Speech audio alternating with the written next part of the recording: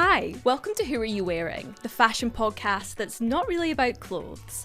I'm Alice, and my guest this week is a modern soul sensation. He's inspiration to follow your dreams, no matter where you come from or the challenges that you face along the way. James Emmanuel started out singing as he cleaned toilets in a bar in Edinburgh, and he has worked to build a loyal fan base in Scotland and beyond, resulting in a performance last year at the Royal Albert Hall. But it's not just his voice that'll stun you, the man knows how to style a good outfit too. James, welcome to the dressing room. Oh, thanks for having me. How are you? I'm very well. The weather's been very kind to us today. Today? Yeah. Honestly, yeah. So I have to start by asking, your outfit today, what were you thinking when you chose this outfit? Any stories, anything going on? Yeah, this was the outfit I wore for my first big show at the Barrowlands, supporting Brooke Combe. And I just like the fact that you can still look a little bit serious, but also it has it's not too warm. It's just really, it's kind of casual, but looks a little bit kind of classy at the same time. Totally. And I like the way the blue kind of reflects on my skin. That colour on you is incredible. You should just wear this colour all the time, I think. So I was just trying to go for a bit of flair, but not too serious. I like it. So I don't want to outshine you. Well, thank you. I appreciate that.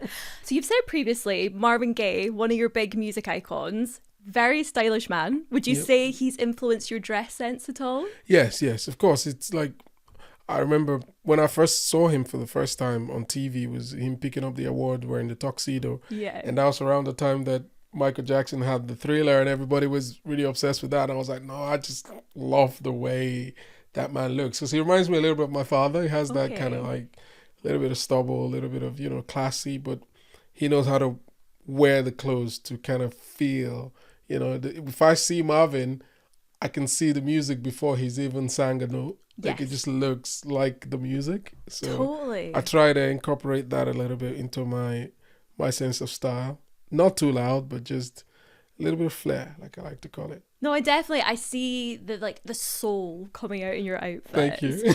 But so your story is incredible. And for anyone who doesn't know, I think we have to go right back. So you grew up in Nigeria. Yes, I was born in Nigeria, Benin City. So what were the people around you wearing then when you were growing up? Oh, they're very, well, in their own way, they're very fashionable. Yeah, very colourful. Very colourful, a lot of colourful outfits, a lot of, we do this thing where I'm from where they print the clothes, they do a lot of hand printing designs, and most of the symbols are tied to tribes and traditions and stuff. So people style a lot, and it's very, some might say flamboyant, but to each their own. So that's the kind of culture I grew up with, where the music and the fashion kind of goes hand in hand. I remember when I was 8 or 10, Fela Kuti was still really big at the time, and the dances and the beads and everything kind of goes into what has now become Afrobeat. But that fashion sense is still very important in the culture, and whether I like to agree or not, has influenced me in so many ways as well. So would you say growing up, were you really into getting dressed up, or is it, Yes, I loved it. I saw a picture of me when I was, I think I was 12. And I saw the little Jerry coil roll in my head. My sister used to do the kind of, I don't know if you know a lot of my black hair, when they relax the hair and it becomes really frazzled. And then she would get me into these outfits and stuff. And I think then oversized outfit was the thing. It's kind of coming back again. Totally. And I used to put them on, and I thought I was the coolest thing, because rap culture was also a big thing there. So the big baggy jean and the the stuff like that. But yeah, probably have moved on from that now. Yeah. It's funny though, because I feel like when you wore that then, you're like, oh, I feel so cool. And then you look back and you're like, oh no. But give it 5 years and you'll be wearing it on stage. It's all how it's always all coming back. I mean, there's nothing really new to invent. It's all just going around in circle. But I think now, the more I get settled into this new world, I've realized that even to the day of the show, the way I want to feel and the way I want to perform kind of influences the way, the clothes, the colors, the thing that I wear on stage. Totally. It's crazy how that works, because a lot of people who kind of know my fashion will see me wear a lot of leather. And the reason for that is because there's two sides to my personality. There's James, the dad, the cool, calm, collected guy. But there's the honey badger, which is a bit more kind of like wild and crazy and expressive. So 9 out of 10 times when I put the leather on, that's the guy I'm wanting. Yeah. But for some shows, I might feel like, I just want to be cool today. So I'm just going to maybe keep it simple because I just want to sing like James. I don't really want to perform today. I just want to sing. So it's kind of weird how all these things kind of influence the way you present yourself. It's crazy. I love how you just have like this alter ego. You're like, I put on the jacket, I'm showbiz James. Yep, absolutely. So I would say jackets especially. So I've watched a lot of your music videos. I've seen you perform. You have some cracking outerwear. You've got some amazing jackets. Would you say, do you particularly like jackets, or is it more because you live in Scotland and you have to? A bit of both. I do love a little bit of leather. I love the just the flair that it can give an outfit. I can wear a jacket with literally just shorts. Yeah. I just love how it makes me, it's like putting on it's like an armor. Yeah. That's how I feel when I put on a jacket, especially a leather jacket. It's just like, oh, okay, let's go. And also it's really cold. Yeah. It's like killing two birds with one stone. And it's like, also when I watch the video, I want to look at it and go, oh, I love the way, because sometimes you're performing in leather, sometimes you move your arm. There's just the way that the thing kind of glides with you, and you can watch it on film and you're like, oh, cool. I wasn't trying to do that, but it kind of works, So, yeah, that's the thinking that goes into it. I do love a leather jacket, to be fair. If I go broke, it's because I've bought too many jackets. Yes. I can relate to that. So your music videos, something I really love about your music videos as well is I see Edinburgh in them, and Edinburgh is such an important place to you, isn't it? Yes. Do you want to tell us a bit about your story? Yeah, I mean, I moved to the UK when I lost my dad. The original plan was I was going to come here and just work, because the reason I left was we're 6, so 3 boys and 3 girls, and when my dad died, my uncles kind of came on board, and they were like, all right, okay, cool, let the boys should go to school, the girls are going to get married anyway, so they should drop out, like why should we have to pay for their education, they're going to get married and stuff. And my mom was a feminist before that even was a thing. For the first time I saw my mom really feeling really deflated, and she kind of had this look in her eyes as if she's failed. She's never asked for anything. She's always grinded. And I just felt a sense of responsibility and not really wanting to just see that dream that she had just dissipate. So that's why I came. I used to just work. I first moved to London very briefly. I had a really short stint there, but I just didn't connect to the city. Yeah. No offense, London. But at the time, I just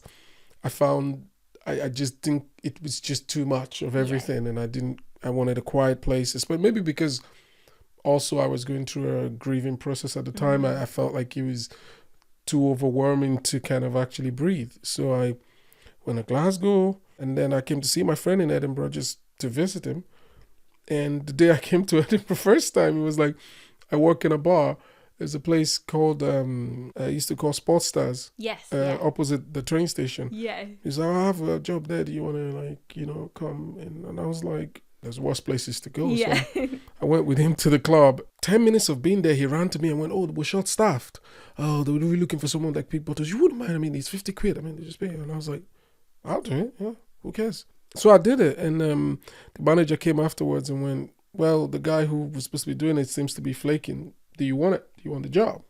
I was like, oh my God, how did I get a job offer on the same day I came without I didn't apply for it. It's almost like it's a sign you're meant to be here. So I was like, cool. And Monday was my only day off. So I'm in the toilet trying to mop, and you can imagine I was at uni when I left to come here. So this was not the plan. Yeah. So you're in the toilet trying to mop and clean, and I'm going crazy. But music has always been like, music to me is hard to explain, because music is like family. It's an extension it's how I connect to different sides of my life, my past, my present, my future, in a very seamless, effortless way. So I'm in there trying to sing for myself, and you have people come in and go, oh, don't give up your day job and all these kind of things. And I just used to sing. And then one day I'm there mopping. It was a Saturday after the Heaps and Hearts derby or whatever. I'm trying to mop and sing, and then this guy comes in and go, oh my God, don't give up your day job, and just being cheeky. And I just acted like I couldn't hear them. I just kind of mopping, doing what I was doing. This old man comes out of the toilet and he goes, mate, I've never met anyone as confident as you, man. They're just talking to you. You just acted like they weren't even there. You just so cool. It's like, I'm not saying you should do music, but if you do it, you have confidence and charisma, which most people not going to have. And he's like, there is a karaoke bar just up from the thing called the Tron back in the day. It was run by a guy called Stevie. And he was like, it's not too far from here. You should just go, just sing. You never know. So I started going there every Monday when I was off. And one thing led to another. Here we are. Here we are indeed. But it's so interesting what that guy said to you about you just have this confidence. I mean, I can see it in the way you dress. Absolutely. But you're just an example of you have to back yourself, right? Absolutely. It's not easy to make it in the music industry. It's not easy to establish yourself. You've just done that. Where do you think this confidence comes from? I think it's a conversation I was having with a friend the other day, and I was saying, like, sometimes parents, I'm a parent now, I think we underestimate the power of words and what the effect words can have on a child. Not even in the present. The medium to long term. I was dyslexic at a very young age where I found out like I was a bit dyslexic. But growing up in Africa, people didn't know what that was. So people kind of look at you like you're stupid. Well, I'm in a classroom with over 50 people and I'm dyslexic and I'm not seeing what you're trying to teach me. And I remember I would fail quite a few times and I would come home really disappointed because everyone else had good grades. And everyone would like lambast and say all the kind of thing. My father wouldn't say a thing. He would just walk away. And then when the dust is settled, he would call me to the side and he would say, you're going to be great. And I got angry and I said, why? What is it? And he's like, you're going to be great because you're my son. I never really understood what that meant until I had my son. Yeah. And then I was looking at him one day and I was going, now I see what my father was saying. What he was trying to say was there's nobody in the world that wants you to be better than them as much as your parents. And that's what he meant by you're going to be great because you're my son, because I want you to be great. And I think in moments where in my life where things weren't going particularly great, I've always just lived in this feeling of like something great, it's going to happen. At some point, I don't know when, I can't particularly put my finger on when, but it's going to happen at some point. So with that anticipation creates patience. So in moments where maybe I should be a little bit more desperate or give up, every time I'm about to give up, I'm like, just one more try. Just give it one more try, So that's how I managed to stay the course, as they say. But I hear that in your music. So your song Time, especially, like I've listened to that. And to be honest, that was very motivational for me setting up this podcast. I remember coming to see you perform and you played that song and I probably had a couple of ciders, let's be honest. And I was watching you sing this song and I was like, yes, James, I can do it. It just takes a bit of time. And you just share this like passion with the world. Is that something that you are really passionate about when you're performing? Yes, it's very important. I mean, music is transformational. Yeah. I mean, when people listen to my songs, they go, what are you thinking about? Do you feel pressure? And I'm like, yes, I think I feel pressure, not from the music itself. I feel pressure because of my children. I've started to notice now more than ever that they're getting their musical education from my music. And just quickly bringing back my father, the one thing that hurt me the most when things started to go better for me, apart from the fact that he was dead, was the fact that we had a flooding years after he had died, and all the recordings, pictures of him, everything was destroyed. When I signed my record deal was probably the most depressing I've ever been the 3 months after that, because I just wanted to hear the guy's voice and I didn't have anything of him that I could hear. And it was like living in this delusion of he was here, but if he was here, how's there no footprint? And so this whole project, in terms of writing a song like Time, apart from sharing my journey and the journey of patience or whatever, it was also about making sure that I picked everyday language so that it becomes like a conversation between me and my children. I want them, anywhere they are in their life, whatever's happening 20 years from now, whatever the case is, to always, they could put a song like Time on and they could hear their father's voice and their father's language. You can keep your judgment, your so-called advice. I'm taking my chances, rolling the dice. You know, that's how I would talk in my everyday life. And I was very kind of specific about putting that kind of language in the song, just so that when they heard it, they can connect to it like that. And it's like, I want to inspire, I want to entertain, and I think the world needs a little bit more hope, and the world needs a little bit more self-belief. I think a lot of people have just been beat down so hard by the world, and they've lost kind of any ounce of self-belief. And it's like, it's almost weird for you to say, you know, I'm going to be great, or I can do it. Yeah. You know, people go, why are you saying that? No, I believe it. You may have given up on yourself. That's you. I haven't. Yeah. You know, and I think that's what I try to, that's the kind of overarching messaging around my music, if I could pinpoint it. Totally. And something else your music, I think, really embodies is like positive masculinity. And I actually want to ask you something about that. So I have here from your show, I have your tote bag, Be a Good Man. And let me tell you, for me to buy merch is very rare because, like, I don't She's like... a stingy one. She's Maybe I'm stingy. Maybe I just don't like stuff, okay? But the reason that I bought this is I feel like this message is so important, and it's something that you talk about in your music. I think you embody it. Do you want to talk a bit about that? Yes, I mean, it's like, it's weird because sometimes you think we're going forward, and then sometimes you kind of look at the world and you're like, are we going forward? Are we staying still? Are we moving backwards? And I never want to live in a world where negativity becomes amplified over what is right. And I think more and more we're sleeping into that darkness, which is a bit weird. Being a good man, I mean, with a man or woman, it's not as hard as people try to make it. Totally. It's in the simple things that are very important. I mean, no one's perfect, myself included, but it's making sure that there are core values that you have as a person that cannot change no matter the circumstances.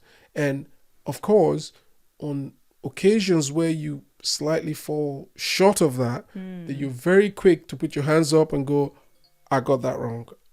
I'm sorry, that wasn't right. Rather than doubling down and trying to justify it in any way. And I think more than ever, becoming a parent changed a lot about me. I probably wasn't this person, 10 years ago. But I think I had my daughter, and as soon as I had her, I'm holding her in my arms, and I'm looking at her, and I'm looking at what's on the TV, and I'm looking at what is going all over the internet, and I'm like, wow, whether it's stuff like the manosphere or stuff like that, and you're like, okay, like, I think even songs like Brothers and Sisters, for example, I was literally looking at her and I was going, what would I do? And this is going to sound crazy, but I think most men who have daughters at some point would have thought about this. It's like, what would I do if in a few years or whatever she has a boyfriend and he's not very nice to her? Like, what would I do in that circumstances? And that night I was just looking at her going, Jesus, I would absolutely kneecap this guy without even thinking about it. But twice. instead, I'm going to play you my song. I was like, let me just write a song and hope that he finds this song before he dates my daughter. And I think that was the language is like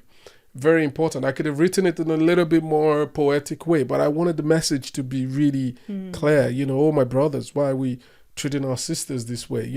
And it's not to say that women are people, whether or not they are moms or sisters or whatever. But I think that the thing in my thought process was, how can I connect to someone who is so far gone that they can't see the baseline humanity. Yeah. How can I connect to something that you care about to then say, well, if you care about that, someone else has someone that is like that to them. Yeah. Would you like if someone treated your person that you cared about like that, the same way you're treating that girl, for example? And it's been really, really amazing, the response from that song. I was at Lido 2 days ago, and then this mom with her daughter, she's like, yo, James Emmanuel. I said, yeah, we're sharing a hug. I just love your music. I just love the song. And I was like, you know, at the end of the day, you know, forget about all the glory and all the rest of that. It's pretty important it was really brave to put that song out as my first song on the label, because I remember at the time everyone was like, should we, you know, is this like too much of a political but statement? you're setting the tone, and you're saying this is who I am as a person and a performer. Yeah, and I wanted to make sure that, you know, I just want my kids to grow up and kind of be able to stand behind my legacy and be able to say, well, that's my father, and change the narrative around what being a man is. Being a man is whatever when I go home, I was saying this to my partner the other day. I'm out at Thetford Forest supporting Now Rogers, and all these people coming getting autographs, and we're taking pictures, and you're having that whole celebrity moment. And I'm getting home, I'm walking through the door. My daughter's come to hug me. I'm picking her up. Her nappy's wet. Yeah. And I'm like, right, cool. I guess we're changing nappies. So I'm like, literally, I just took her in my arms and it was straight to changing nappies. Yeah. And at first I was like, and then I was like, yeah, this is what it is. This is it kind of humanizes you, and it keeps you grounded, and it makes sure that there's always kind of balance. So yeah, that's what I'm trying to share with my music, and just to make men feel, the men who are doing it, make them feel seen and celebrated for doing it, because it's what makes you a great person, you know. But speaking of being seen, being celebrated, I mean, you're saying opening for Nile Rodgers, people recognising you in the supermarket, you've got videos going viral, but was there a point where you were like, I've made it now, I'm now James Emmanuel the artist? Or do you feel that you're just kind of always in this sort of transitional... Well, I made it, yeah. I'm got a lot of road to travel, because I think, to be completely honest, there was two choices, you know, that I had when I started this journey. There was the quick way, which was forget about this type of messaging. Yeah. Focus on, you got a great voice, sing the best songs you could sing, and just, you know, move forward with that.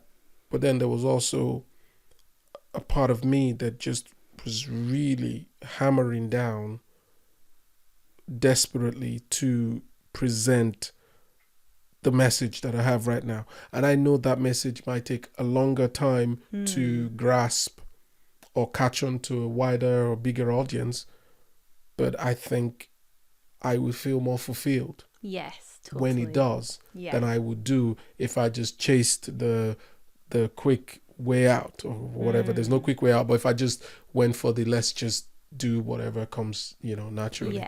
I love the way people interact with me when they meet me, and I think that's down to the songs that they listen to and the messaging around it, and it's very human. And you're also a performer. You like to get in the crowd. You like to meet people. You like to give them a hug. Yeah, it's like, because that's what it is. It's like I have this thing, which is what I'm kind of the concept around my next project, my first album, is like a lot of people come to shows, or when you go to shows, and it's like there's just this massive crowd of people there. You're just one of the people. I have this thing where I'm thinking, is there a way where I could go down in that audience and make you feel seen for coming there? Because I think when someone asked me the other day, what is your brand? What are you trying to do with your music? And I said, I want to give people the thing that I didn't have for a long time, which was home. You know, a place that you could come in. Doesn't matter whether you're gay, whether you're white, black, whatever. You can come in there and feel like you're a part of it, and you're just like everybody else there, and you can be celebrated actually for being who you are. And it's like when I go down there and I'm looking into your eyes, I'm like, you're here, I see you, thank you for coming, you know what I mean, kind of thing. So that's pretty important to me, and I'm glad that people enjoy that style of performance as well. Totally. But speaking of performances, I mean, the Royal Albert Hall, that is incredible. And also, your outfit for that was excellent, if I may say so. Your like white sleeveless jacket that you had on. I'll credit my manager for that. Okay. I was going to ask, with moments like that, are you being styled? Are you planning outfits yourself? Bit of both?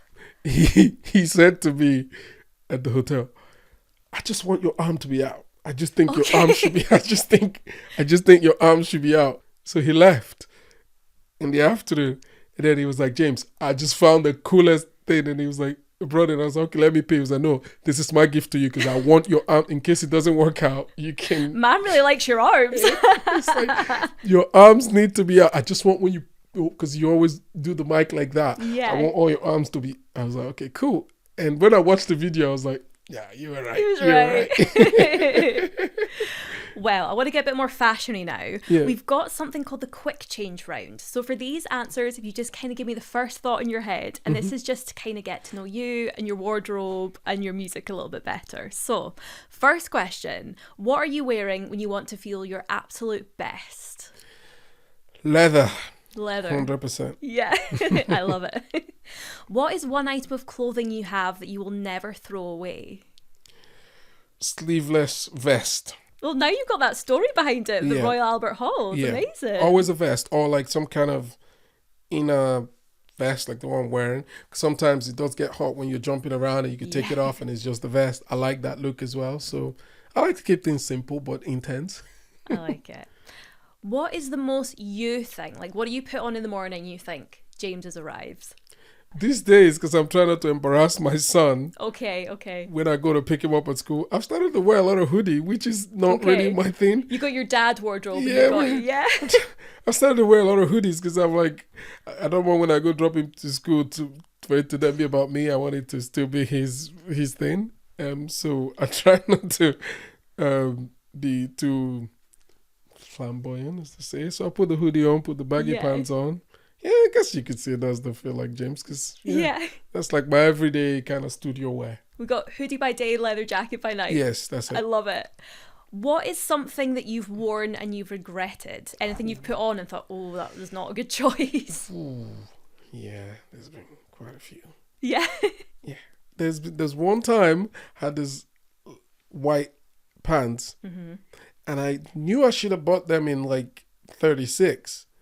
But I thought the tight fit would look better, so I bought a 34. First of all, it was holding my diaphragm so hard, I couldn't breathe to sing. Then I tried to move my leg, and I just felt like the thread were loosened. Oh, God. And I was like, James, you're about to risk it all here right now. And I just felt a sense of like, right, we have to keep the leg closed, play within the remit of the scene. So I thought that was crazy to see. Well, you could have gone viral for the wrong reasons, but you could have gone viral. I need an OnlyFans account for that. Yeah. So. Is there any trends right now that you just wouldn't wear, you don't like? Skinny pants, no. Okay. For aforementioned reasons, they're far too risky. Yeah, as well, you know. Okay, and I actually don't know what you're going to say for this one, but if your wardrobe could only be one colour for the rest of your life, what are you choosing? Well, that's a difficult one because my favourite outfit is my red leather jacket. Yeah. But you can't wear red on red, so it's true. So if we can have two colours, it'd probably be red and black because that's like the theme of my kind of project at the minute. So probably be red and black. Or I'll let you have black, you can have red accessories. Yeah, so it's just black, fair enough. Yeah, nice. And then something I'm asking all my guests for a bit of fun. So my mannequin lady needs a name. I would love, do you have any suggestions for what we could call her? Lucy. That's her. So they can share the name. Lucy, your partner? No, Lucy, that's this ring. That's the music. Oh, what's the story behind that? So being in the toilet, people would ask me like, where did you learn how to sing? Like, it's gonna sound crazy, but I have this.